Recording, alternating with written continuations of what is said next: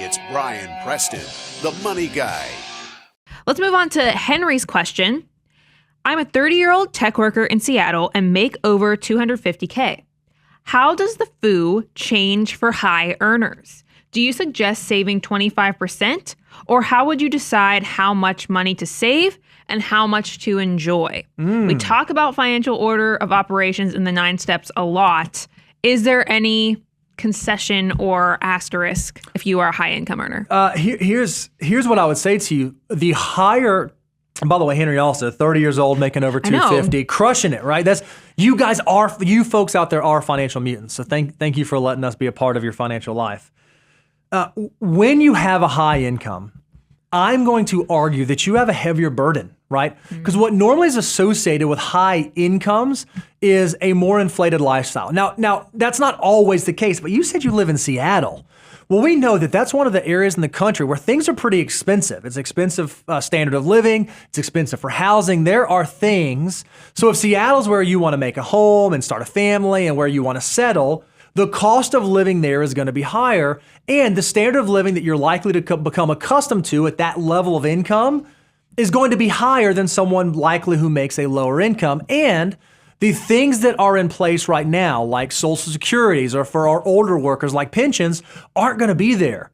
So the burden and the onus of saving for your financial independence is likely going to fall squarely on your shoulders. But we recognize it's very easy for folks that are driven and motivated and successful to kind of slip into this miserly way. Like, oh man, I can't spend anything. So that's why we put the 25% in. If you can start at age 30, saving 25% of your $250,000 plus income, and you can do that consistently for the remainder of your working years, you're going to set yourself up for success, and you can have some freedom above 25% to do the things that you want to do, whether that be prepaying for future expenses like college education for your kids, or prepaying low interest debt if you just don't like mathematics. Those are the kind of things, those are kind of decisions that you can make once you get above 25%. But the FOO stays the same. You still have to work through step 1, step 2, step 3, step 4, all the way down through it. A higher income might just let you do it a little bit more quickly. It might just let you work through those steps more quickly than someone who has a lower income. If you want to know more about that, Henry, you can go to learn.moneyguy.com. We do a full deep dive on that, but I don't think the metrics change. We talk to folks all the time, reach out, say, hey, I'm actually in this unique career.